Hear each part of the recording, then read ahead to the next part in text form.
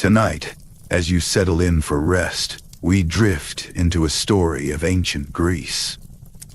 It is titled The First Olive Branch: How Hercules Founded the Olympic Games. This is a tale of peace and divine honor, where the hero Hercules, after a great labor, seeks to cleanse a sacred grove and establish a festival of strength and favor for his father, Zeus. If you enjoyed drifting into these ancient stories, consider subscribing for more journeys into myth. Now, let us begin this tale of a laborer's burden and the first olive branch. Hercules stood upon a hill, his shadow long upon the slope. Before him lay the plain of Olympia, a broad, sun-drenched valley where the rivers Alpheus and Cladios wound their slow paths. The light of late afternoon washed everything in gold and amber, but the hero felt only the weight he carried. It was the weight of the lion's pelt across his shoulders and the memory of poison on his arrows. His hands resting on his club were the tools of his violent labors, the strangling, the cleaving, the wresting of impossible tasks from a world of monsters. The divine strength in his limbs, his father Zeus's gift, felt less like a blessing and more like a yoke. It had ever been measured in destruction, and each finished labor had left a stain upon his spirit, a weariness that water could not wash away. He remembered the journey to Delphi, the seeking of guidance under that burden. The oracle's voice, echoing from the sacred vapor, had not set him a new monster to chase. Her command was simpler and more elusive. He must be purified. The blood, even of foes, required cleansing. It was a condition of the soul he did not know how to meet, a quiet call he had carried with him into the hills of Elis, searching without knowing the search's end. His gaze, moving across the peaceful valley, settled on a dense patch of trees near the meeting of the rivers. A deeper green, a stillness within the stillness. Recognition dawned. This was the sacred precinct of Zeus, his father, a place set apart for worship. Yet from this distance, it showed no signs of honor. No smoke of sacrifice rose. No paths were kept clear. It lay silent, overgrown, a solemn space being gently reclaimed by the wild. The story of the place came to his mind, told in the halls of men. The grove was the charge of King Augeas of Elis, a man of famed wealth. The duty of its upkeep was his sacred trust, passed down through generations. But Augeas, eyes fixed on his herds and his treasures, had let the duty lapse.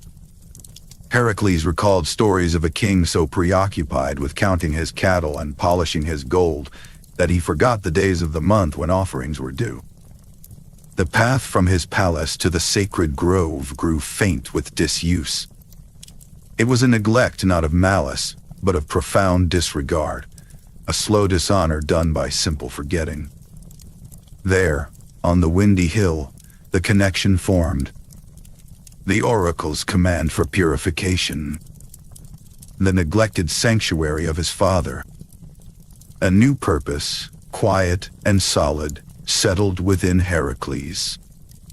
Here was a labor, but one of a different order. No monstrous guardian, no cunning beast, only the quiet decay brought by time and human inattention. He would not honor Zeus with another act of force. He would not conquer this place. He would restore it. He would take this chaos of neglect and return it to order. His strength would be a tool for building, not breaking. The vow was silent, made to the sky and to himself. He would cleanse the grove. With the vow came motion. He turned from the view and began his descent toward the valley floor. His steps were deliberate, pressing into the dry earth of the hillside as the light warmed toward evening. He moved from the place of contemplation into the realm of the task. Soon, the sound of water reached him, the patient, murmuring voice of the Alpheus. He reached its bank, where the wide, shallow river flowed over smooth stones with a timeless grace. He paused, listening. Its endless flow spoke of continuity, of things that wash clean and begin anew. It was the first pure thing he had encountered since forming his plan. He crossed at a shallow ford, the cool water swirling about his ankles. The moment his foot touched the far bank, the air changed. He passed a moss-covered boundary stone, half hidden in the grass, its carved symbols worn nearly smooth. This was the marker of the Temenos, the sacred cut-off land. The insect hum faded. The light, filtered now through a dense canopy of oak and wild olive, grew softer, more solemn. Its sanctity was a palpable pressure in the air, a deep and sleeping stillness, heavy with waiting. Now he could touch the neglect. A great altar to Zeus was a crumbled mound of mossy stone, its surface slick with green where the weather had worn it smooth. Weeds and thorny brambles choked the spaces between paving stones, their roots prying the ancient slabs apart. Fallen branches and years of drifted leaves made a thick, damp carpet on the earth. Statues with features smoothed by rain peered from tangles of vine, and a clay offering bowl lay shattered at the base of one, forgot. The place was not defiled. It was dying from a lack of care, its sacred geometry being patiently erased by the growing world. Hercules moved to the center before the ruined altar. He set his club aside, let the lion pelt fall. He knelt on the cool, leaf-strewn ground, the formidable architecture of his body yielding to the posture of supplication. He bowed his head. His prayer was silent, formed within. Father, I have used the strength you gave me to break and to bind. Now let me use it to mend. I see this place, forgotten by men. I would make it yours again. Not with the clash of arms, but with the labor of my hands. Let this work be my offering, and in its doing, let me find the cleansing I seek. For a long moment, only the deep silence answered. Then, a warm breeze sighed through the high branches. It stirred the leaves with a sound like a long, slow breath. A single beam of late sun cut through the canopy to find his bowed head and the worn altar stone. He took it not as a voice, but as an assent. The path was open. He rose, lifting the lion's skin and the olive wood club. His gaze was no longer inward, but surveying. He looked upon the choked water channels that should have drained the precinct, now filled with earth and roots. He saw the main channel from the river, silted shut. He noted the fallen stones at the altar's base that needed to be set right, and the great tangle of undergrowth that must be cleared before any true work could begin. The task had a name, and now it had a shape, a sequence of labors that asked for patience and a different kind of strength. His resolve was clear. With purpose fixed, Hercules looked upon the work to be done. With purpose fixed in his heart, Hercules turned his back on the quiet grove. His footsteps carried him east, away from the rivers and the solemn trees, towards the seat of mortal power in that land, the palace of King Augeas in Elis. The journey felt like a passage between worlds. He left behind the whispering leaves and the scent of wild herbs for the dust of a well-traveled road, moving from a sanctuary forgotten by men to a place concerned only with their affairs. The palace of Augeas rose from the plain, a testament to earthly wealth. Its walls were of fitted stone, its gates banded with bronze. Hercules was admitted as a petitioner. Guards led him through courtyards into the king's great hall. The space was vast, cool, and resonant, but empty despite its opulence. Light fell in sharp shafts from high windows, glinting off the piles of treasure that lined the walls, stacks of gold vessels, ingots of bronze, and rich tapestries. The air smelled of cedar oil and stone, devoid of the living scent of earth or sacrifice. At the far end of the hall, upon a throne of dark wood inlaid with ivory and gold, sat King Augeas. He was a man whose form spoke of indulgence, surrounded by the proof of his legendary herds. Hercules approached, his lion-skin cloak over his arm, his great frame moving with deliberate calm. He halted at a respectful distance and inclined his head. Hercules spoke then, his voice measured and clear in the silent hall. He stated his name and his business plainly. He had come from the sacred grove of Zeus at Olympia, he explained, and wished to seek the king's permission to cleanse it. He described the site as a temenos, a precinct cut off for the god, that had fallen into disrepair. His words were of restoration, of honoring the king of the gods by returning dignity to a place consecrated to him long ago. It was a duty, he said, one he sought to undertake.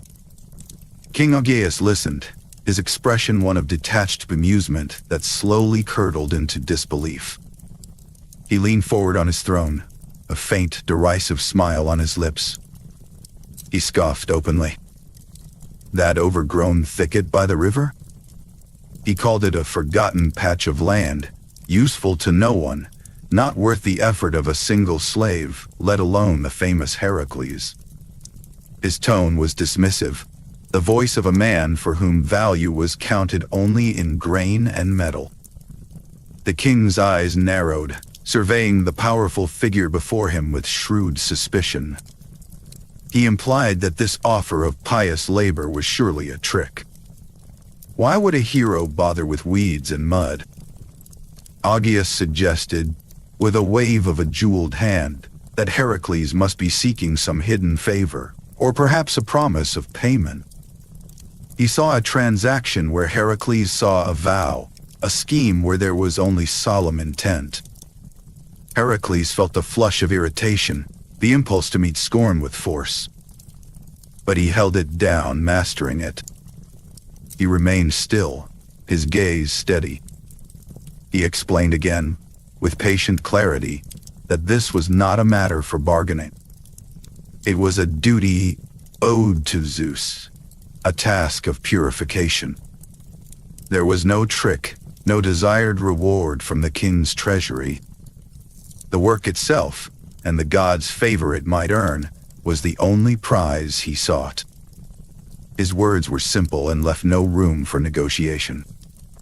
Augeas's patience wore thin. He saw no advantage, only the bizarre insistence of a fool on a fruitless chore. His refusal was final. He would not grant permission for this folly on his land. With a dismissive flick of his wrist, he ordered Hercules to take his strange notions and leave the palace, to depart the lands of Elis entirely. The command echoed in the cold hall, a royal edict born of disinterest and contempt. Hercules did not argue. He did not threaten.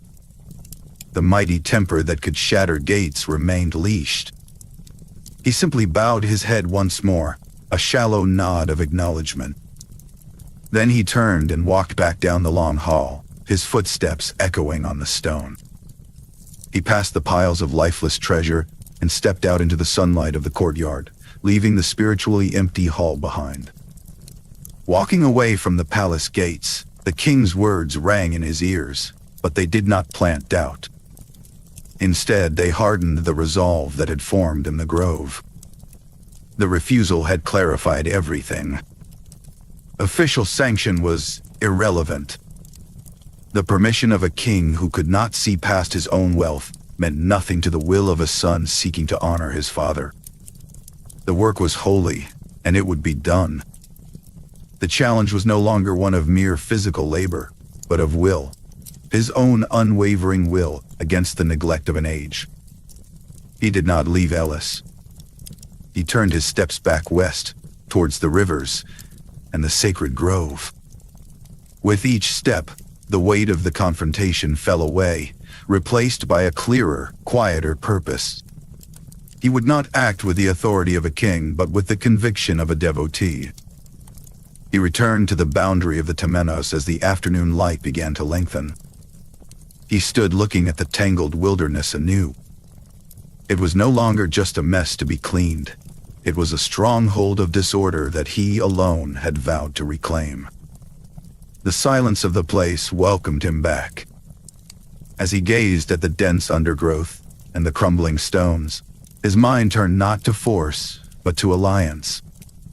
He looked towards the river Alpheus, its steady murmur a constant presence. The king's refusal had severed him from the world of men and their permissions. It had, in a way, freed him. He now belonged entirely to this place and its needs. His labor would not be a service performed for a ruler, but a communion performed with the land itself. The quiet flow of the water seemed to promise a partnership that no mortal king could offer or deny. With this thought settling in his heart, a gentle resolve solidified.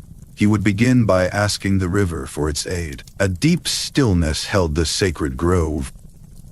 King Augeas and his dismissal were forgotten things, echoes from a cluttered hall.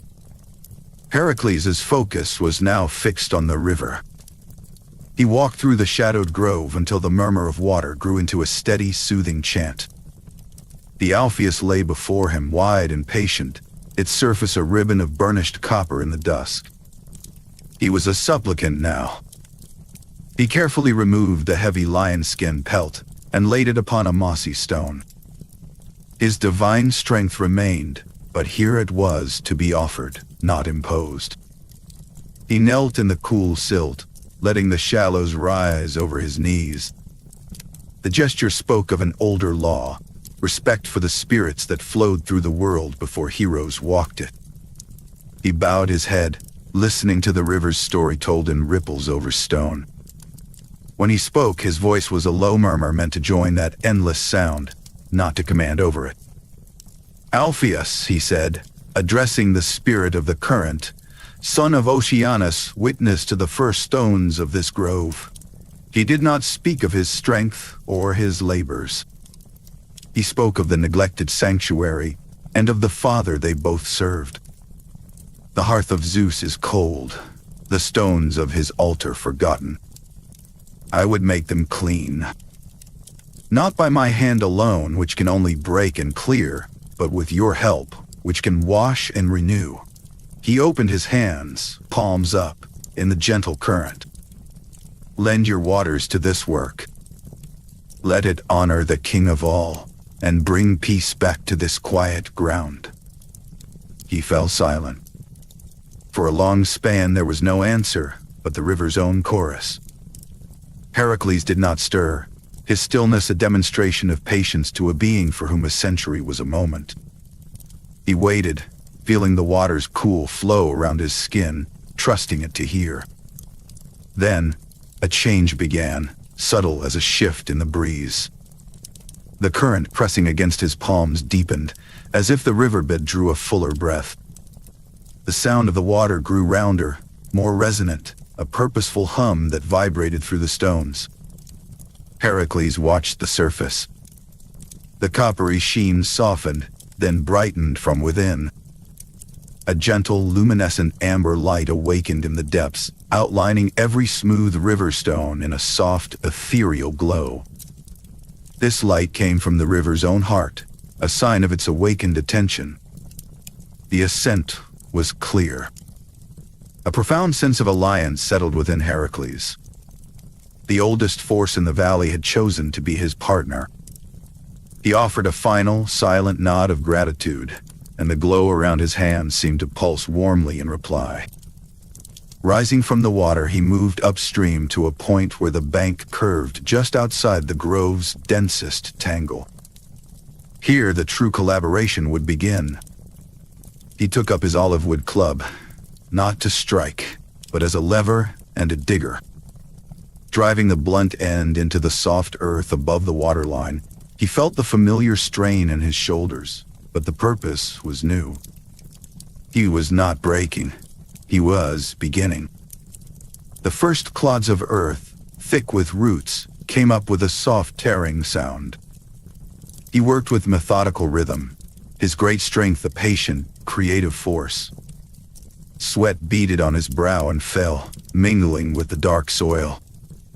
As he carved the initial trench, a slender thread of the Alpheus' luminous water found the new groove.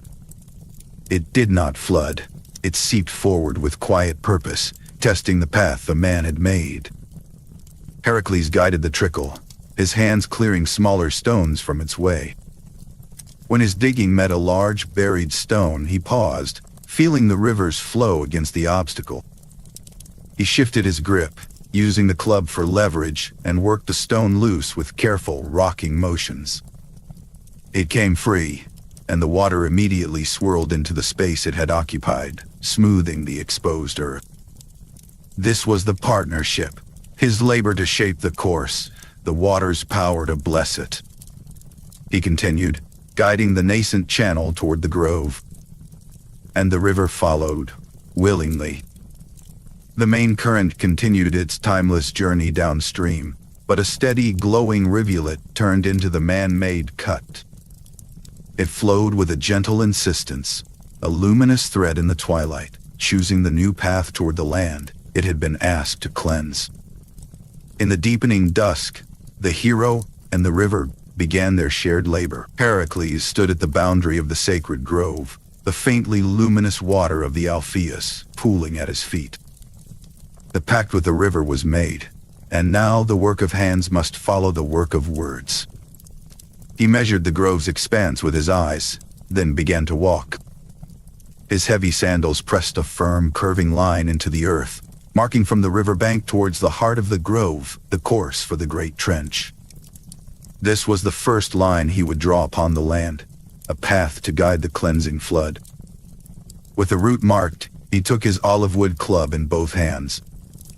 It was no longer a weapon for violence, but a tool for restoration. He raised it high and drove the stout end into the earth where his walk had begun. The ground, unturned for generations, was hard and packed. It met the wood with a solid, resistant thud, but the club held firm. Hercules leaned his weight into it, working it back and forth to break the surface. With a final, powerful twist, he pried up the first clump of grass and root-bound soil. The first cut was made. He knelt then, setting the club aside and using his hands to dig into the opening. His fingers, thick and strong, clawed at the packed earth. His muscles bunched and strained as he lifted the first great sod, a heavy matted slab of the grove's own skin. He carried it aside and laid it respectfully on a growing pile, the first physical change in the sacred land. The scent of torn roots and damp ancient soil filled the air, a sign of the earth's awakening. He found a relentless rhythm. He would dig with his hands to loosen the hard earth, then scoop it out with a broad piece of bark he had found. The main channel deepened and widened, starting at the riverbank and extending foot by foot into the grove. The trench began as a shallow scrape, but quickly became a gouge in the land, its sides growing tall as he descended into his own work. His breath came in steady clouds in the cooling air, a silent testament to his effort. Sweat soon beaded on his brow, tracing paths through the dust on his skin. It dripped from his chin and nose, falling into the dark earth of the trench.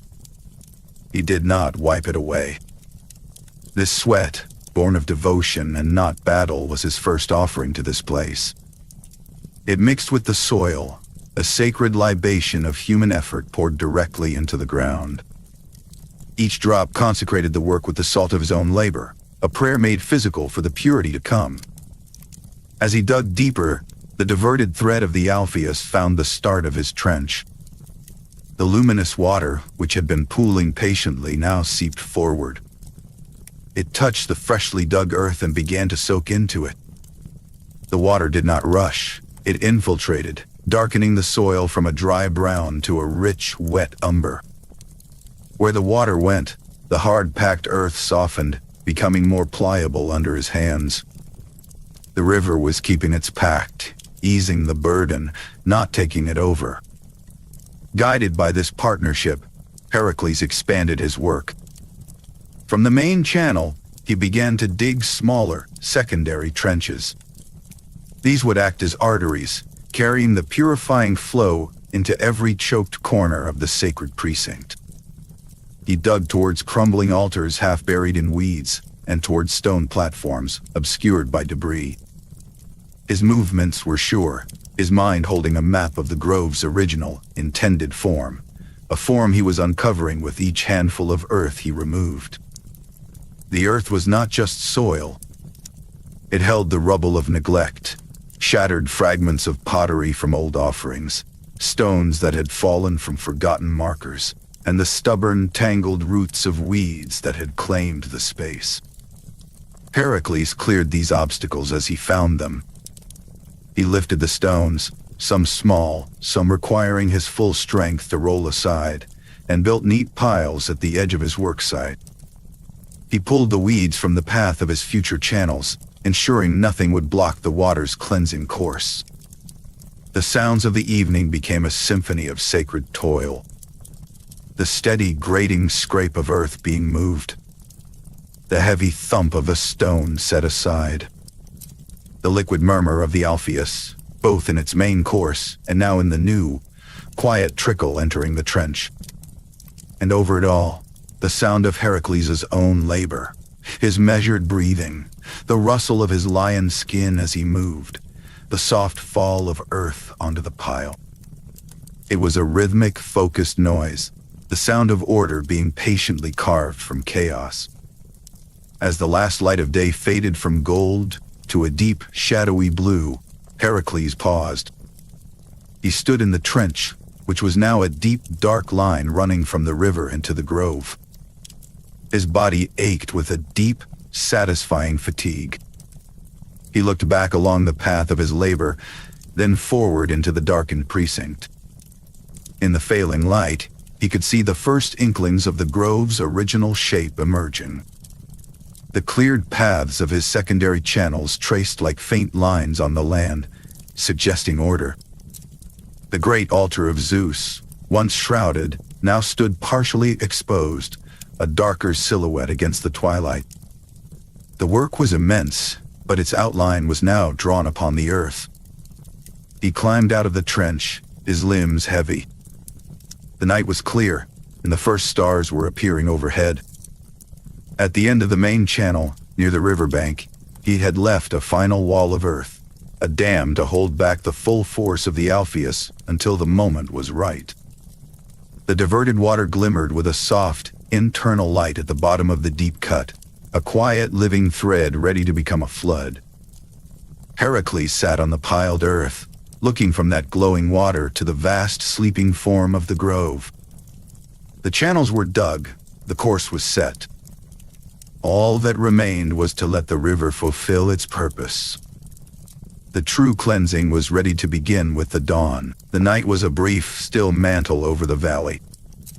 Hercules did not sleep, but rested his great frame on the bank of the river, listening to the patient, powerful force of the Alpheus held behind the final earthen dam he had built. It was sound of potential, waiting for release. When the first threads of dawn began to unravel the darkness, painting the eastern sky in pale shades of rose and lavender, he rose. Standing before the final barrier, a wall of compacted soil and stone taller than a man, Hercules felt the solemnity of the moment. He had not come here with a weapon, but with a tool and a purpose born of reverence. Now, that purpose was about to be fulfilled. He knelt in the damp grass, the coolness of the earth seeping through his tunic. With his eyes closed, he offered a final, silent prayer. It was a statement of intent, directed to Zeus and to the ancient spirit of river beside him. He asked for the river's borrowed might to scour not just dirt, but the long years of neglect from this sacred ground.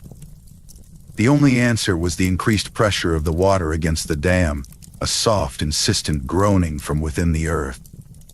He stood, hefting his great olive wood club. It was no delicate instrument, but in this act, it was a key. He approached the base of the dam, not with a wild swing, but with deliberate precision. He planted his feet firmly in the softened earth, feeling the whole of his strength gather in his shoulders and back. With a deep breath held, he brought the club around in a mighty controlled arc. The wood struck the packed soil with a deep, resonant thud.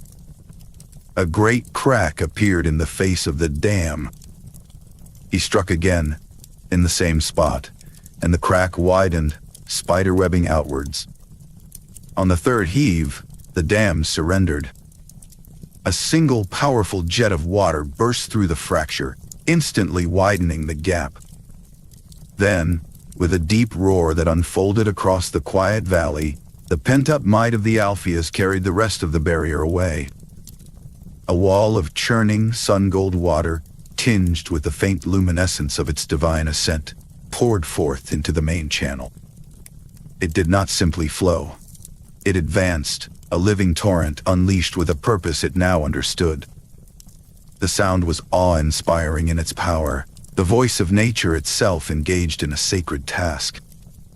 Hercules stepped quickly back, watching as the river claimed the trench he had dug with his own sweat. The water rushed forward with tremendous controlled force, following the precise path Hercules had laid.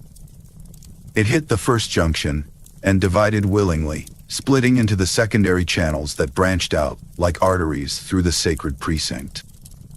The flood poured over the low stone borders of the sanctuary, swallowing the tangled undergrowth that had choked the space. What had been a dry, forgotten grove was now a shimmering, temporary lake. The sound was everywhere, a relentless, rushing, cleansing noise that drove away the last whispers of the old stillness. Hercules watched from a slight rise, his eyes following the water's relentless progress. He saw it surge against the bases of the long-crumbled altars, ancient stones stained by decades of weather and forgotten offerings. The force of the current did not break them, but embraced them. It scoured the surfaces, washing away thick layers of grime, bird droppings, and creeping moss. Decades of accumulated dirt melted away, carried off in swirling, muddy eddies. The gray stone emerged, wet and clean, shining under the new day's light. Smaller, loose debris, rotted wood from old sacrificial pyres, broken pottery and animal bones, was simply plucked from the earth and swept away, tumbling in the current towards the outer edges of the grove. The water was methodical. It found a path choked by a thicket of thorny weeds and pooled against it, its pressure constant, until the earth softened and released its grip. With a soft, sucking sound, the whole tangled mass pulled free, toppling and vanishing into the stream. Hercules saw the water hesitate at a forgotten votive statue, a small stone figure half buried and crusted with filth. The current curled around it, then rose to engulf it completely. As the water receded from that spot, the statue stood revealed, its simple form washed clean of mud and lichen, as if newly placed. Hercules moved along the bank, his gaze sharp. In one corner, the flow seemed to stall, unable to penetrate a particularly dense mat of roots. He waded into the shallows, the current strong against his legs, and used his club to break a small directing channel in the earth, guiding the water's force directly into the stubborn patch. Instantly the water rushed in, and the mat dissolved, its debris swept clear. He worked thus at several points, a guide rather than a laborer, ensuring every last corner of the precinct received the river's cleansing touch. Soon, the entire sacred space was submerged under a shallow, rushing lake. The sound was immense, a continuous roar that was both dramatic and purifying, drowning out all other thought. Hercules stood still, letting the vibration of it pass through him. He was not doing the work now. The river was. His labor had been the invitation, and the river had accepted. He watched as the last visible patches of dry, packed earth vanished beneath the shimmering, sun-touched water. The air grew thick with a fine, silvery mist kicked up by the churning, filling the space with the scent of wet stone, and awakened earth. Then, as suddenly as it had begun, the torrent slowed. The main force of the diverted water had passed, having filled and overflowed every channel. The roar softened to a loud rush, then a gurgle, and finally to the sound of many small streams trickling back towards their source. The water began to recede, draining away through the channels and seeping back into the thirsty ground. It pulled back like a tide, leaving the world transformed in its wake. Where there had been a choked, shadowy tangle, there was now open space. The ground was left smooth, a clean canvas of dark, wet earth. Every stone, from the grand altars to the smallest pebble marking a boundary, was washed clean, their surfaces glistening under the climbing sun. The morning light, now clear and full, struck these stones for the first time in generations. It caught on the beads of water clinging to their surfaces, making the entire grove sparkle as if studded with diamonds. The air, cleared of dust and decay, smelled profoundly fresh, of damp, clean soil, of water, and of a purity that was almost tangible. Hercules walked slowly into the center of the glistening space. He felt a deep quiet settle within him, the fervor of the labor and the roar of the water now replaced by a profound stillness. The task of cleansing was complete. The sacred grove of Zeus had been returned to itself, its foundations exposed, ready to be built upon anew. He looked upon the empty, smooth earth and the clean-washed altars, knowing his next task was to bring order from this fresh, clean slate. Hercules stood in the cleansed grove. The fury of the diverted Alpheus had receded, leaving the precinct peaceful and renewed. The sun, higher now, warmed smooth, dark earth and glistening stone altars, their surfaces washed clean of decades of neglect. The air held the clean scent of damp soil. His labor had created an emptiness, a space of pure potential. His gaze settled on the open ground before the site reserved for a future temple. Here, he would build. He would not quarry distant marble. His altar would be made from the grove itself, from the proof of its own purification. He knelt and ran his fingers through the earth. The receding waters had left a gift, a fine, soft layer of pale ash and dark silt, a blanket laid over the hard, packed ground. This was the residue of the cleansing, the waste of neglect transformed into sacred raw material. With steady rhythmic motions, Hercules began to gather it.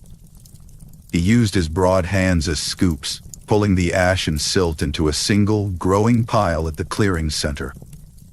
He worked in near silence, accompanied only by the distant murmur of the river and the rustle of leaves. He gathered until he had amassed a small hill of the substance, a mound of potential. Next, he turned to the water.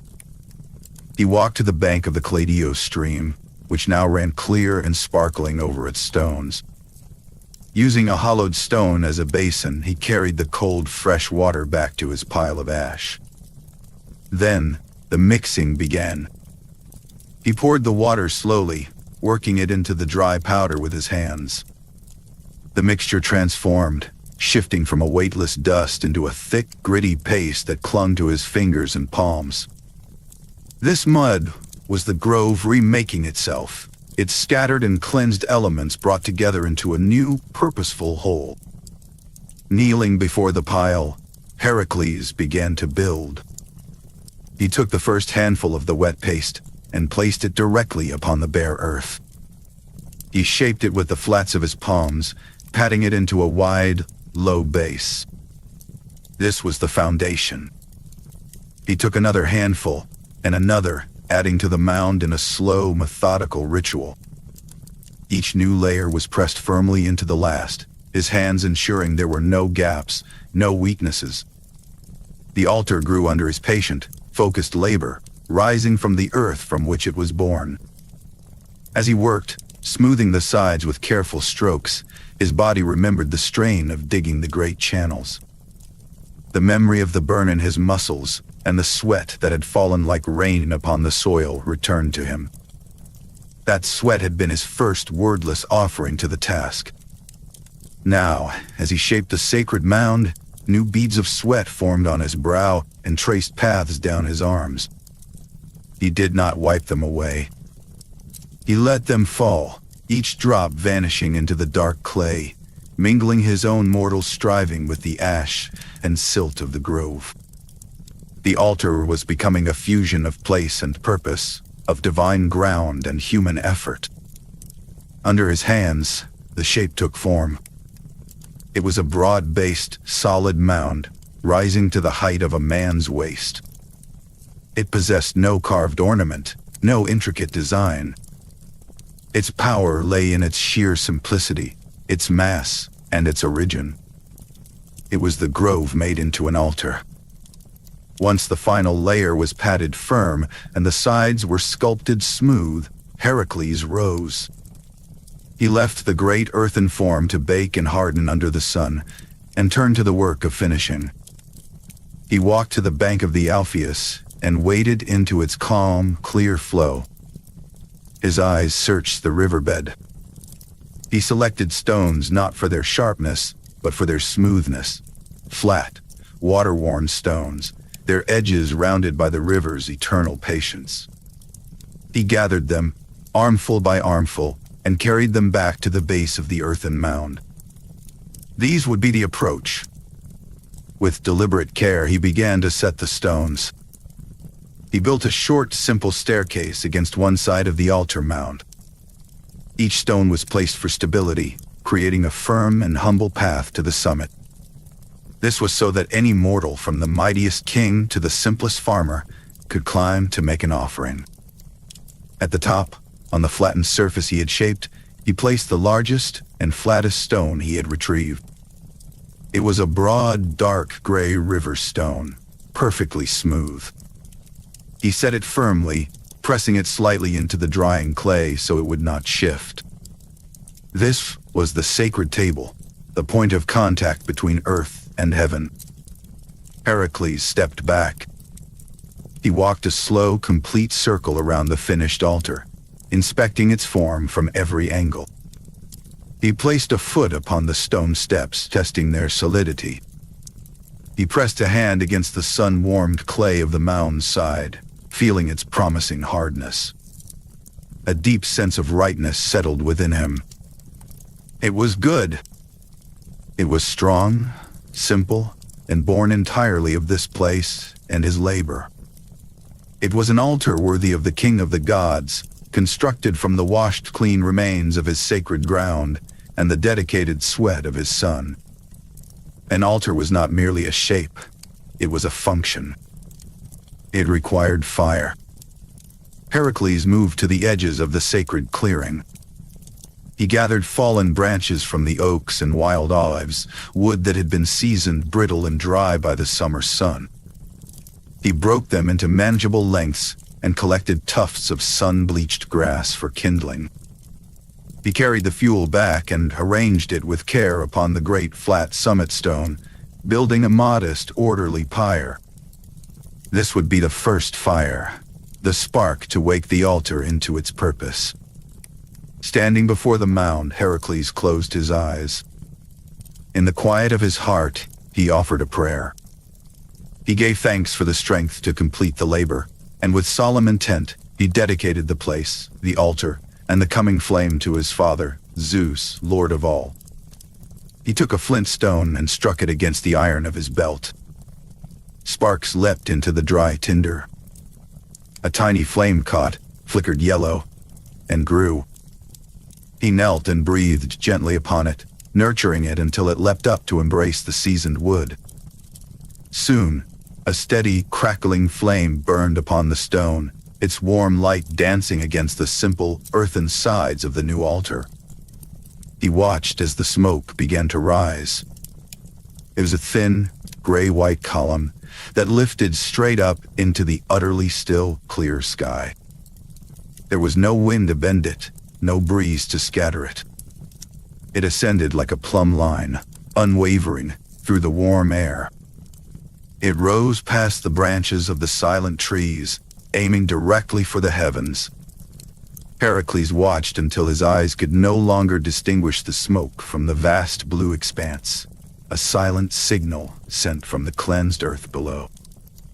The first offering was not a sacrifice of blood, but the pure smoke of a kindled flame upon an altar made of ash and sweat. It was a beginning. With a place now consecrated to receive the prayers of mortals, the grove needed a purpose to call them there. Next stage on, chapter number 6. Chapter title: The Altar of Ashes and Sweat.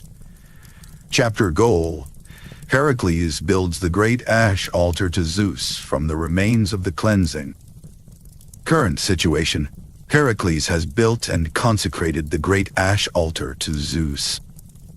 The altar, constructed from the silt and ash left by the cleansing flood, and mixed with his own sweat, now stands complete in the central clearing.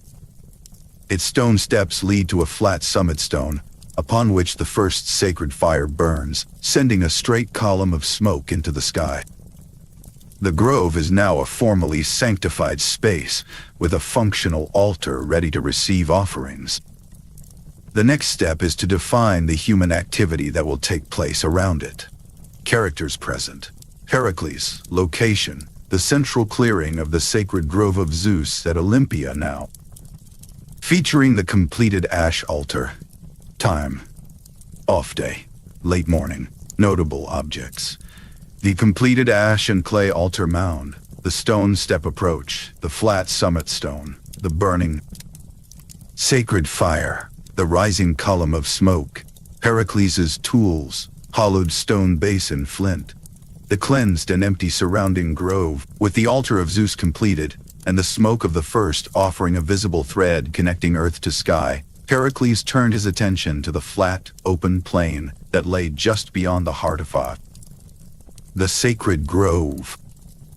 The altar was for honoring the gods with fire and prayer. This adjacent space, he knew, was for honoring them with something else entirely: the disciplined and perfected motion of the human body. He walked from the ash mound, his feet carrying him across the cleared ground, until he stood at the very edge where the sacred precinct met the wider valley. Here, the land stretched out in a gentle, sun-baked expanse, a natural gift of level earth bounded in the distance by the soft, olive-covered hills. He sought a straight, clear path of land. His eyes, sharpened by countless labors that required precision as much as strength, scanned the terrain. He looked for a line that would run true from one point to another, unbroken by rock or gully. It needed to be ground that could be made smooth, earth that would pack firm under a running stride. He walked a little way along the perimeter, feeling the texture of the soil beneath his sandals, until he found a place where the grass grew thin and short, and the earth was a firm, pale loam. This was the place. The purpose of the space began to take its first, invisible shape in his mind. Hercules removed his sandals, setting them aside on a flat stone. He wanted to feel the earth directly, to measure it not as an outsider, but as a part of it. He pressed his bare heel into the dry soil, grinding it down to make a clear, deep indentation. This was the starting line. It was not yet a stone sill or a carved marker. It was simply the impression of a man's decision to begin. The action was humble, but it carried the weight of all beginnings. With the starting point established, he turned to face the empty distance. He began to walk, one steady pace after another. He did not rush. Each step was deliberate, the ball of his foot rolling to the heel in a cadence that was both natural and ritual.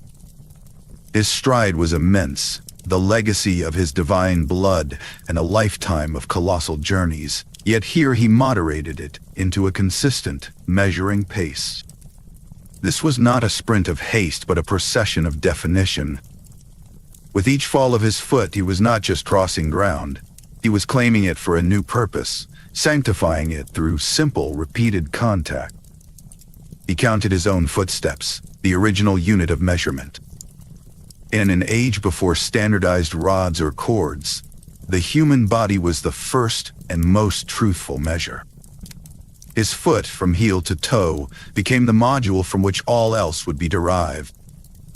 1 foot, 2 feet, 10. The count was a quiet mantra in his mind, a numerical prayer that transformed the vast, undefined plane into something comprehensible, something that could be known and mastered. The number grew, and with it, the sense of order grew, imposed not by force but by patient, repeated action. He walked 600 of his own feet, a stayed.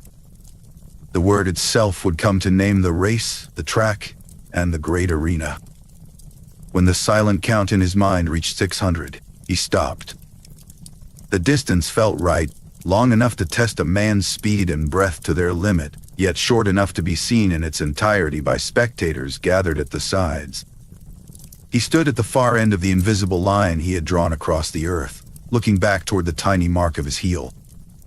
Between here and there, a test of mortal excellence now had a defined length. At the end point, he drove a wooden stake into the ground. He took a stout branch of olive wood, seasoned and hard, and with a single firm push from his great strength, he embedded it deep into the soil. It stood upright, a simple, unadorned sentinel. This stake was the turning post, the goal, the physical manifestation of the limit. It made the imagined line real. He patted the earth firm around its base, ensuring it would stand fast against the buffeting of winds and the passage of countless future feet. He returned to the start and marked it with another stake. The walk back was a review, his eyes tracing the path his feet had just measured. He fetched a second stake, identical to the first, and planted it firmly at the site of his initial heel print. Now the course was bounded at both ends. 2 pieces of wood, stripped of bark and bleached by the sun, now framed the sacred space of the race. It was architecture in its most primal form. 2 points creating a line defining a field of action. He walked the path again, ensuring it was perfectly straight and level. This third traversal was one of scrutiny. He sighted down the line from one stake to the other, his head tilted, his gaze critical. He adjusted his path minutely, his feet correcting for any slight curve he detected. He noted dips and slight rises in the ground, committing them to memory. The perfection he sought was not the sterile perfection of a mason's rule, but the athletic perfection of a fair course, where victory would be decided by the runner's own merit, not by the treachery of the ground. He cleared minor stones and brush from the running track. The definition done, he began the preparation. He knelt and worked his hands along the length of the course, picking up pebbles and tossing them aside into the long grass. He pulled up stubborn tufts of thorny brush and woody weeds by their roots. He was not digging or building now, but curating, removing any obstacle that might catch a speeding foot or twist an ankle. The earth, brushed clean of debris, lay exposed and ready. He patted the earth firm with his feet, creating a smooth surface. He walked the track a 4th time, and then a 5th, this time with a different gait, a shuffling, pressing step that tamped the soil down. He moved from one side of the track to the other, making the width even and firm. Under the pressure of his soles, the loose, dusty top layer compacted into a harder, more resilient surface. By the time he was done, the track was a distinct, slightly darker ribbon of bare, packed earth running like a seam through the golden grass of the plain. Then, driven by a craftsman's need to test his work, he performed a single, measured run. He returned to the starting stake, positioned himself, and then launched forward. This was not the explosive sprint of competition, but a methodical, powerful stride that tested the integrity of the ground he had prepared. His feet struck the newly packed earth with a solid, satisfying thump. He moved with controlled might, feeling the track hold firm beneath him, providing no slippage or catch. At the far stake, he slowed to a walk, turned, and assessed the course. The ground was sound, the distance confirmed, the path true. He looked down the length of the simple track, imagining runners upon it. In his mind's eye, the empty space filled. He saw figures poised at the starting line, muscles taut, breath held. He saw the explosive burst of motion, the driven knees and pumping arms, the spray of dust from flying heels. He heard not the roar of a battlefield, but the collective gasp of a crowd and the raw sound of human effort pushed to its peak. The stage was the first contest, the purest contest. But as his vision expanded, he saw other figures on the open grass beside the track, men grappling in a test of leverage, others hurling a discus in a wide arc, another aiming a javelin with focused intensity. Speed was one form of excellence, honored by the gods. Strength, skill, and precision were others. The track was ready. Now, his thoughts turned to what other contests might fill this sanctified ground, and how they should be shaped to honor his father Zeus. Hercules found a smooth stone by the murmuring banks of the Cladio stream and sat. The exertions of shaping the stadium were complete, and in this quiet moment his thoughts turned from the labor of preparation to the purpose of the space. The freshly marked running track lay ready. The altar to Zeus stood clean and tall. A true festival for the king of gods, he considered, must honor strength, justice, and the world's order. But it must do so without war, through a display of mortal excellence achieved in peace. His mind returned first to the track, its length defined by his own footsteps. The foot race was the simplest and most primal contest, a test of pure speed. It would be a measure of breath pushed to its limit, of the body moving across the earth with nothing but its own power. A single dash down the length of the stage would be the foundation of the games. He nodded to himself, the first contest confirmed. From this basic measure of swiftness, other forms of strength could be displayed to honor his father. Wrestling came next to his thoughts. He knew it not as a brutal fight, but as an art of skill, leverage, and controlled strength. It would be a contest where two bodies tested each other, using balance and technique to gain advantage. Victory would come from pinning an opponent's shoulders to the earth, a struggle ending with both men standing unharmed. He rose briefly, walking a few paces onto a patch of level grass. With the heel of his foot, he scored a wide circle in the earth, a simple boundary for the match. This dialogue of force, he decided, would honor the order and lawful contest Zeus valued over mere destruction. Boxing would provide a fiercer test. It would measure courage, endurance, and striking power. But here, in this sacred precinct, it could not be a bloody brawl. He envisioned a disciplined match, where men faced each other with wrapped hands, trading blows until one yielded or could no longer continue. He mimed the stance, feet planted, fists raised in guard, then relaxed. It would channel the aggressive spirit that led to war into a contained, rule-bound contest, measuring the heart's fortitude as much as the arm's might.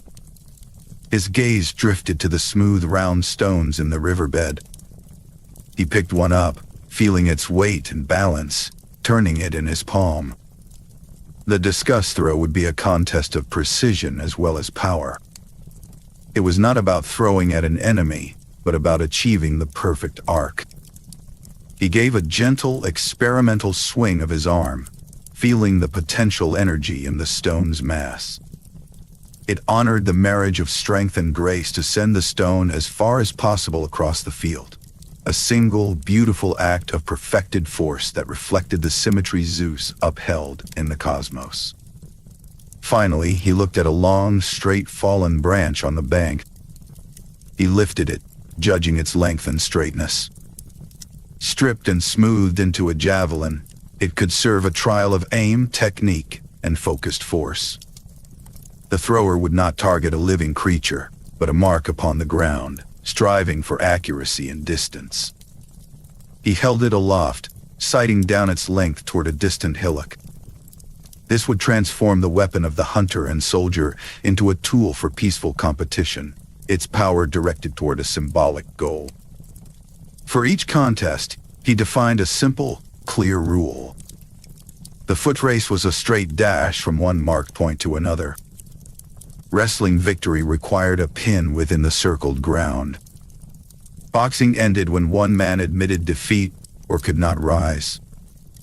The discus and javelin would be judged by the length of their throw or the accuracy of their landing. The rules were few and fundamental, allowing the raw contest of ability to shine without complexity or trickery. A crucial principle solidified in his mind. These games would be contests of the body alone. No weapons of war, no armor, no tools of death would be permitted. Men would compete naked and oiled, with nothing but their own trained flesh and bone. This purity would distinguish the festival from the battlefield. The strength displayed would be human strength, unenhanced and unshielded, offered directly to the gods as a form of devotion. He then pondered the reward. Golden treasure fueled rivalries and greed. Here, in this place cleansed for honor, the prize must be symbolic, not material. It must be a thing of honor that held no value in the marketplace, but immense value in the spirit. It must crown the victor without enriching him, celebrate achievement without sowing envy. His memory returned to the grove, to the trees that grew here. Among them were wild olives, their wood tough, their leaves silver green. The olive was a symbol of peace, of light, of divine favor. A crown made from its branches would be simple, ephemeral, and sacred. It would wither in days, leaving only the memory of victory. He closed his eyes and saw it clearly. A victor standing before the altar, sweat drying on his skin, breath slowing, his expression one of hard-won triumph. Hercules himself would place a woven wreath of olive leaves upon the man's brow. There would be no payment, no spoil. Just the greenery from the sacred grove, binding the winner to this place and to the god. The victor's true reward would be the honor itself, the acclaim, and the knowledge that he had excelled in a contest blessed by Zeus. The crown would be the visible sign of that intangible glory, and this vision felt utterly correct. It would make the games about the striving, not the taking.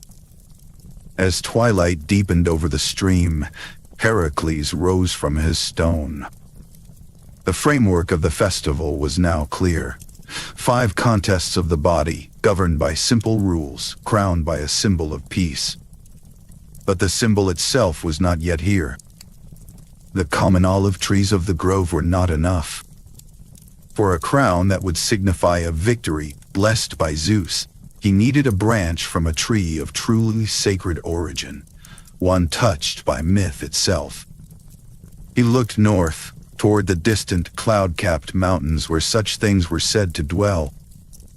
The vision was complete, but the final living emblem awaited, and he knew where he must go to find it. Hercules stood by the Cladio stream, the image of an olive crown clear in his mind. But he knew that a crown woven from any common branch would not suffice. It must come from a tree of ancient and sacred lineage, one whose peace and endurance were woven into its very wood. For the victor's reward to be truly honorable, the source of that honor must itself be pure. He looked to the north, where stories whispered of a land beyond the winds, a place of eternal sunlight and timeless groves. The Hyperboreans, a blessed people living in harmony, were said to tend the most ancient wild olives. To them, he would journey. He left the quiet valley of Olympia, traveling not with haste but with solemn purpose. His path led him north, beyond the familiar mountains of Greece, into realms where the maps of men gave way to the geography of myth. The air grew cooler, yet carried a peculiar softness. The light seemed to lose its harsh edges, bathing the landscape in a gentle, constant glow. He passed no cities, no fields of war, only tranquil forests and quiet meadows. Finally, he arrived at a place where time itself felt different, where the sun hung low and golden in a sky that never darkened. This was the land of the Hyperboreans. The sacred grove lay within a sheltered valley. Hercules entered, and the air shifted, filled with the soft scent of olive leaves and ancient earth. The trees here were not cultivated rows, but wild, sprawling beings, their trunks thick and gnarled with age, their leaves a silvery green that shimmered in the dappled, eternal light. The grove was a place of profound serenity, untouched by strife or toil. Guardians of the grove, figures of quiet dignity, watched him approach. They did not bear weapons, but their presence was a palpable barrier of peace. Hercules did not presume to take what he needed. Instead, he bowed his head in respect and spoke to the guardians. He explained his great labor at Olympia, the cleansing of the sacred precinct, the building of the altar, the laying of the stadium. He spoke of the festival he wished to establish, a gathering where men would test their strength not against each other in war, but in peaceful competition, to honor Zeus. And he told them of the crown, a simple wreath that must symbolize this peace. He asked, not demanded, for a cutting from their most hallowed tree, so that its essence might be transplanted to the new sanctuary. The guardians listened, their eyes seeing not just the mighty hero before them, but the truth of his quest. They understood that his request was not for personal glory or material gain, but for the founding of a tradition that echoed their own harmonious existence. After a moment of silent consideration, they nodded their assent. One of them gestured towards a particular tree, its branches wide and welcoming, its roots deep in the mythic soil. This was the tree from which the sacred cutting would be taken. Hercules approached the venerable olive. He examined its branches with a careful eye, seeking not the largest, but the most promising, a young, straight shoot full of vitality, yet connected to the ancient trunk. He found one, a slender branch with supple wood and healthy leaves. He paused, his fingers hovering near the leaves. This shoot was more than a branch. It was a potential, a future. From it would grow the tree, and from that tree would come the first crown, and then centuries of crowns. He was selecting the very beginning of the tradition. For this sacred harvest, a special tool was needed. A guardian presented him with a sickle of polished gold, a tool used only for rituals, its edge sharp and perfect. Hercules accepted it with solemn gratitude. He held the golden sickle to the base of the chosen shoot. With a single, clean, and reverent stroke, he severed the cutting from the ancient tree. The action was silent, smooth, and without struggle. The young branch came away cleanly, a living piece of the timeless grove now separate, ready for its own destiny. Hercules handled it gently, feeling the life within the slender wood and the silvery leaves. To protect this precious cargo on the long journey home, he prepared a soft cloth, dampened with clear water from a spring within the Hyperborean grove. He wrapped the cutting carefully, shielding its tender end and leaves, binding it loosely so it might still breathe. This small bundle held in his hand was now the most important thing he carried. Not a weapon, not a trophy, but the future symbol of peace and victory. His return journey was a mirror of his departure, but now his step was lighter, his purpose fulfilled. He carried the living token back through the mythic lands, across the mountains and south once more towards the sun-drenched plains of Greece.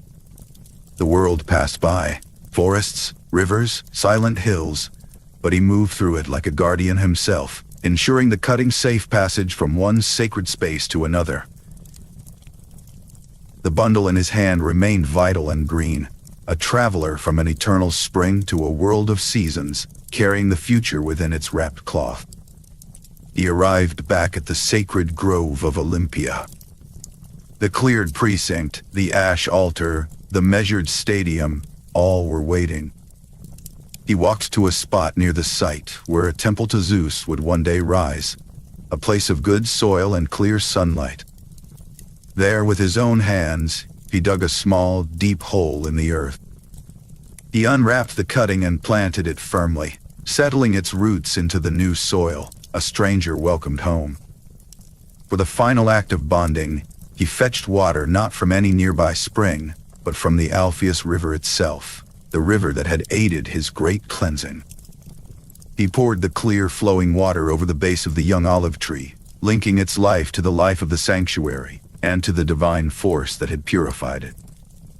As the water soaked into the earth, he saw, in his mind's eye, the first victor bowing to receive a crown from its branches. The cutting stood now in the grove, a promise of future shade and future crowns. Hercules looked upon it, knowing that all the physical elements of his festival were now in place: the cleansed ground, the altar, the stadium, the contests, and the sacred tree from which the victor's wreaths would be woven.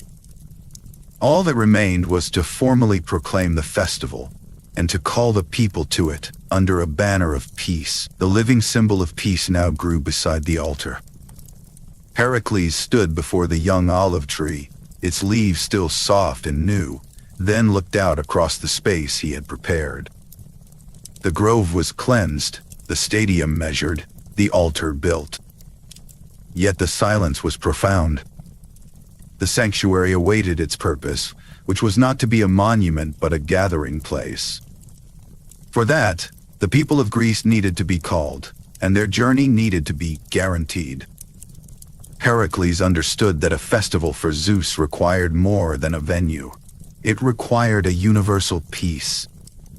His final task was to proclaim it. He did not seek kings or councils. His proclamation required messengers whose authority was sacred and universal. He traveled to the towns and crossroads of Elis, seeking the heralds. These men, clad in white and bearing their staffs, moved between warring states as neutral vessels for words. Hercules, bearing the quiet authority of his completed labors, approached them. He requested their presence before the new altar of Zeus in the valley of Olympia at the next full moon, to hear a binding decree. Intrigued by the tales of the hero's purification of the ancient grove, the heralds agreed. On the appointed morning, they assembled. They came from Pisa and the Alpheus villages, forming a quiet semicircle before the great ashen mound of the altar. The grove was still, bathed in clear late summer light. Hercules stood before them, cleansed of sweat and earth. He carried no weapon, only the solemn weight of founding. His presence commanded a respectful silence. He began to speak, his voice calm and carrying. He declared the establishment of a new festival, sacred to his father, Zeus. He named it the Olympic Games, for the plain of Olympia which held them. He decreed these games would be held at the turning of every 4th year, a sacred interval measured by the gods, a recurring holy time in the life of mortals. Then he proclaimed the core of his decree, the sacred Olympic truce. For the duration of this festival, and for the journeys to and from it, all warfare must cease. No armed conflict could be initiated. No city could be attacked. No traveler could be hindered. This was the truce of Zeus, an absolute command. It would begin with the rising moon 1 month before the games, and hold until the setting moon 1 month after the final contest. The roads to Olympia were to become corridors of peace. Hercules looked at each herald, ensuring the gravity was understood. Safe passage was granted to every athlete, every spectator, every ambassador who wished to attend. To violate this truce, to raise a sword against a pilgrim bound for the games, was not merely a crime against men. It was, he stated, a direct offense against Zeus' health, an act of impiety that would invite the gods' certain wrath. The pronouncement hung in the quiet air, immutable. The heralds listened, utterly still. They were men who trafficked in threats and ultimatums, for whom conflict was the constant backdrop. The idea of a planned universal cessation of hostility for an athletic contest was unprecedented. Yet, standing in the sanctified grove before the altar built from the sweat of labor and the ash of cleansing, the concept felt divinely ordained. They understood they were witnessing the birth of a sacred institution. They accepted the charge with solemn nods. Hercules then moved to a basket at the altar's base. From it, he drew bundles of olive branches, cut not from the tender sacred tree, but from the hardy wild olives of the local hills. He stepped before the first herald. He placed a bundle into the man's free hand, the leaves gray-green and fragrant, and met his eyes. This branch, he told them all, was the symbol of their proclamation, a sign of the peace that must reign, and of the victory that would now be sought without bloodshed. They were to display it as they spoke. He repeated the gesture, handing a branch to each messenger, binding the abstract law to a tangible, living token. With staffs and olive branches in hand, the heralds bowed first to the altar of Zeus, then to Hercules. Without further ceremony, they turned and departed the grove. They dispersed along the different paths leading out of the sun-drenched valley. One herald took the southern road toward stern Sparta. Another went east toward Argos and Mycenae. Others sought the coast to carry the word by ship to Corinth, and north to Thebes and distant Athens. The proclamation began its journey, borne by steadfast footsteps and unwavering voices. It traveled from village to village across the hills of Elis and into the mountains of Arcadia. It reached walled cities where rulers paused their councils to listen. The message, delivered with the olive branch held aloft, was always the same: a truce of Zeus, a festival at Olympia, safe passage for all. It was a strange and potent idea, a whisper of a different order. Across the land, in tavernas and at palace gates, the talk shifted. For the first time in memory, discussion turned from the next battle to a planned journey. Warriors considered testing their speed on a track rather than a battlefield. The notion of a crown of leaves as the ultimate prize took root in the imagination. The relentless cycle of strife encountered a divine pause, a sacred interruption woven into time itself. Hercules remained in the grove as the herald's footsteps faded. The institutional work was complete. The rules were set, the space prepared, the peace declared. All was ready. He looked down the empty, sun-baked track of the stadium, and then to the quiet altar, its ashes cool. The next movement in the valley would not be his own. It would be the sound of many feet, answering the call. The sanctuary waited, open and at peace, for the people to come. In the days that followed the herald's departure, they came. First in ones and twos, then in small groups, the travelers appeared on the paths leading to the valley of Olympia. They were not kings or generals, but men and youths from the fields and hills of Elis, from Messenia, and from farther shores, drawn by the herald's words and the unprecedented promise of safe passage. They brought no weapons, only the simple tunics they wore, and a curiosity that had overcome disbelief. They found not a city or a palace, but a wide, sun-drenched plain beside two gentle rivers, a grove of ancient trees, and a simple altar built of ash and earth. There were no temples of marble yet, no statues of gold. There was only the cleared space, the hard-packed track Hercules had measured with his own feet, and the solemn, waiting figure of the hero himself. The simplicity of it was the point. This was a place for men, not for the trappings of power. On that first morning, the athletes and spectators gathered not in a prepared arena, but on the open ground. There were no grand stone stands, no seats of honor. The people simply formed a loose, murmuring line along the length of the marked track, their shadows short in the midday sun. Children sat on their fathers' shoulders for a better view. The air was warm and carried the scent of dry grass and the distant, clean smell of the river. All eyes were on Hercules, who stood near the stone that marked the start of the running path. He wore his lion skin over one shoulder, a sign of his labors, but his expression was not one of battle. It was one of focused calm, the look of a man about to begin a sacred rite. He was the sole judge, the organizer, and the guardian of the new peace. Hercules raised a hand, and the quiet conversations along the track stilled. In a voice that carried easily across the flat ground, he announced the first and central contest, the stayed race. It was the simplest test imaginable, a single dash down the length of the stadium, a distance of 600 feet. He explained the rule. From this stone to the far stake, a straight run. The winner would be the first whose foot touched the earth beyond the mark. There were no complex qualifications, no entry fees. Any man who wished to test his speed against others in the sight of Zeus could come forward. A handful of men stepped from the crowd. They were farmers, herdsmen, soldiers on truce, their bodies hardened by life, not by specialized training.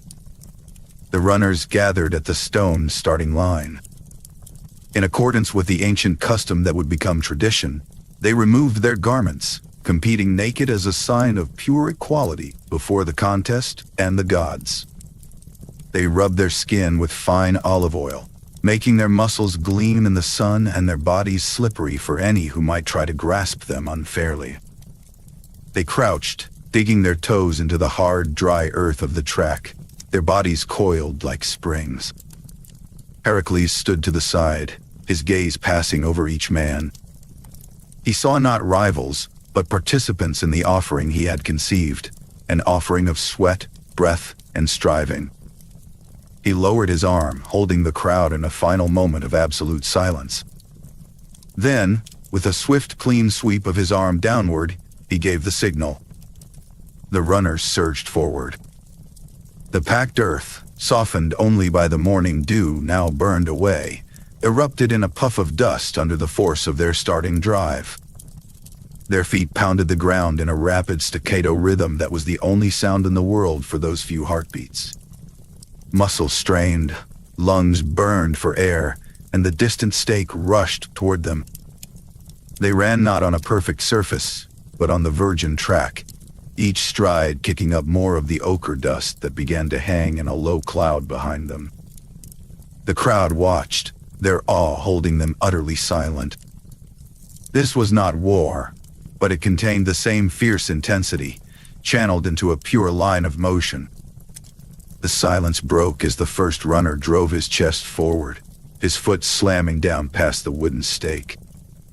A great, wordless cry went up from the people, a roar of approval for the sheer, undeniable fact of victory that faded back into murmurs of awe. The victor stumbled to a halt, his body heaving, sweat cutting trails through the dust on his skin. The others slowed around him, clapping him on the shoulder, their faces showing exhaustion but no malice. Hercules walked to the young wild olive tree he had planted near the grove. With his fingers he carefully bent and broke a slender, flexible branch. He wove the pliant stem into a rough circle, its silver-green leaves cool and slightly rough to the touch. He walked to the panting victor who stood straight as he approached. Without ceremony, Hercules placed the simple wreath upon the man's damp brow. It was the first Olympic crown, a circlet of living wood that held no weight, yet carried the weight of a new tradition. There was no gold, no land, no title. There was only this symbol of peace and excellence, and the immortal honor it represented. The foot race had set the tone. Next, upon a flat stretch of open grass near the stadium, the wrestling matches began. Pairs of men grappled in the sunlight, their oiled skins shining as they sought holds and leverage. The rule Hercules had set was simple and clear. A man must pin his opponent's shoulders to the earth. It was a contest of controlled strength, skill, and balance, not of brutality.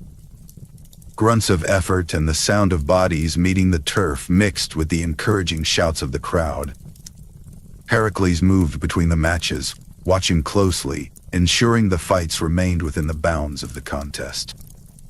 When a victor was decided, Hercules again went to the olive tree, fashioned another crown, and placed it upon the winner's head. The boxing followed. The men wrapped soft leather thongs around their hands and wrists, not to inflict greater harm, but to protect their own bones. They faced each other, dancing on the balls of their feet, exchanging blows that tested courage, endurance, and the power of a clean strike. It was a stark display of human spirit, where a contest ended not with a death, but when one man acknowledged defeat by raising a finger or could no longer continue. The crowd watched the fierce exchanges with held breath, their silence punctuated by the solid sound of a good strike. Again, for the man who stood last, Hercules brought the olive wreath. Later, on the open field, the contests of discus and javelin were held. For the discus, men took turns within a marked circle, each seeking the perfect spinning release that would marry might with grace, sending the stone plate humming through the air. The javelin throw required a different art, a running start, a powerful yet fluid launch, the smooth shaft flying to stick, quivering in the earth far down the field. Each was a measure of precision and contained power. For the victor in each of these contests, the ritual was repeated. Hercules approached, the woven crown in his hands, and placed it upon a sweaty, triumphant brow. As the sun began its descent toward the western hills, casting long shadows across the plain, the final contest concluded. A profound and weary silence settled over the gathered people. The athletes, crowned or not, sat on the grass, their bodies tired but their spirits alight with a new kind of fervor. Hercules stood apart, surveying the peaceful scene of spent effort and honor. The offering was complete. The sweat had been shed, the victories won, and the olive crowns bestowed, all in peace under the clear sky. The simple, solemn running of the first games was over. As the crowds hushed, marveling, faded into the evening stillness, a final quiet fell upon the sanctuary, awaiting a sign that their endeavor had found favor in the highest of places. The first festival concluded as the sun began its descent, brushing the valley of Olympia with the first cool shades of evening. The athletes and spectators, their voices now a quiet murmur, departed from the simple stadium and the open wrestling grounds. They drifted back towards the rivers, their figures dissolving into the twilight, leaving behind the packed earth and the lingering scent of crushed grass and sacred oil. A deep and potent silence settled over the sacred precinct, a silence not of absence, but of completion. The day had held to its promise. No conflict, only peaceful exertion offered to the gods. Hercules stood alone before the great ash altar of Zeus. The sounds of the crowd had faded, leaving only the distant, constant whisper of the Alpheus, a sound that now felt like a familiar ally. He looked upon the altar, the solid mound of silt and ash he had shaped with his own hands, its surface now darkened by the smoke of the day's offerings. It was the humble heart of the new order he had built, a testament to sweat and earth, and now he sought a final communion to seal the work. He offered a silent prayer of thanks to his father. No words were needed. His thoughts flowed with gratitude, for the strength to complete the labor, for the river's willing aid, for the safe passage granted by the truce, and for the pure contests that had honored the grove. He dedicated the festival itself, this offering of human sweat and striving, to Zeus, presenting the finished creation into divine hands. It was a culmination of all the tasks, from clearing the filth to measuring the track, now fused into a single act of devotion. Kneeling, he gathered dry olive wood and fragrant herbs from the grove's edge. He arranged them upon the altar's flat summit with deliberate care, his movements slow and ritualistic. From the sheltered embers of the day's fire, he took a glowing brand and touched it to the tinder. A small flame caught, grew, and steadied, its light a gentle beacon against the deepening dusk. This was a fire of vigil, an evening offering of light and scent, the scent of the wood, the herbs, and the day's sanctified labor, sent upwards. The smoke rose in a straight, unwavering column into the perfectly still air. Not a breath of wind disturbed it. It climbed through the cool twilight, a pale thread connecting the earthen altar to the vast sky. Hercules watched its ascent, his eyes following the path from the solid mound he had built to the infinite heavens. Column was a pathway, a visible signal that the dedication was complete, carrying the valley's profound quiet and the essence of the day's peaceful struggles upward. High above, the sky was perfectly clear. The last colors of day had faded, leaving a deep indigo expanse where the first, timid stars now appeared. There was no hint of cloud, no veil across the firmament. It was a sky of absolute peace, mirroring the tranquility that lay over the cleansed grove. In that immense clarity, the world held its breath.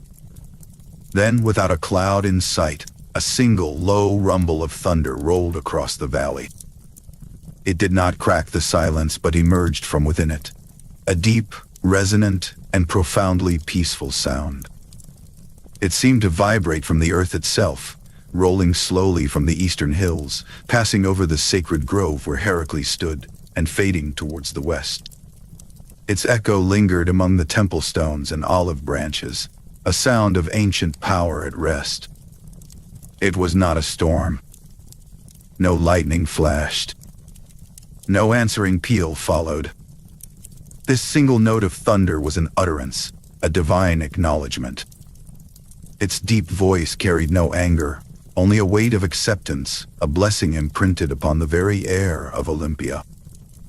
After it faded, the silence that returned was deeper and richer, as if hallowed by the sound. The sanctuary had been acknowledged.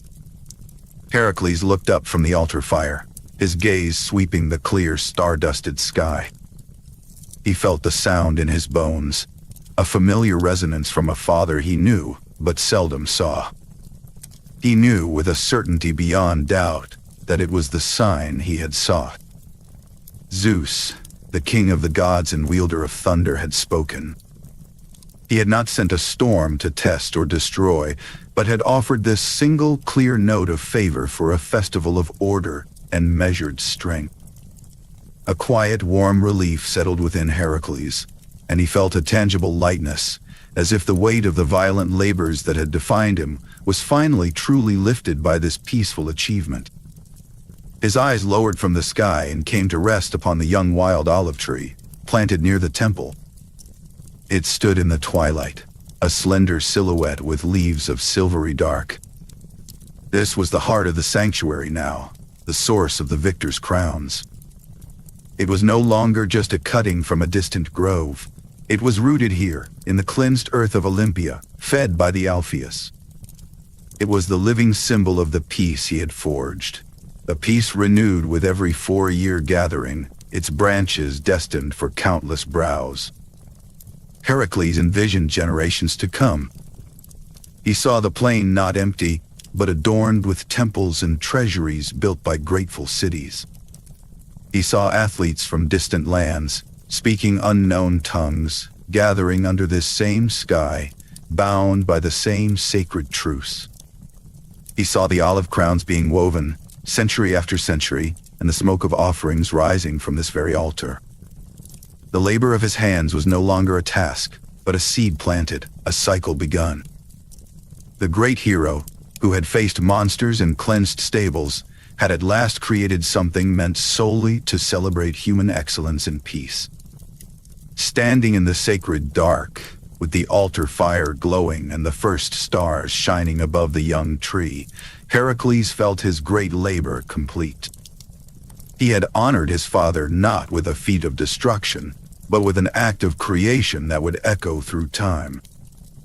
He lingered for a moment, his hand reaching out to gently brush the cool leaves of the olive sapling, a final connection to the future he had planted.